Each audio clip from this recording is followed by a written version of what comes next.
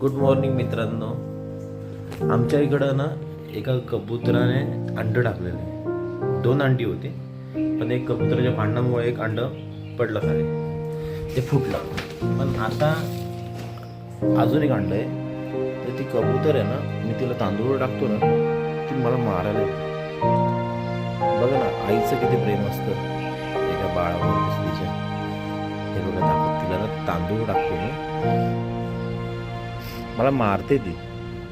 हे बघा, मी तिला काहीच नाही करत. इथं तांदूळ टाकतो तिला. हे बघा, मग मारू नको मला, मी तुला खायला देतोय. बघा, पण ती पळून जात नाही. हा, वाईट प्रसंगात पण उभी राहते सोबत.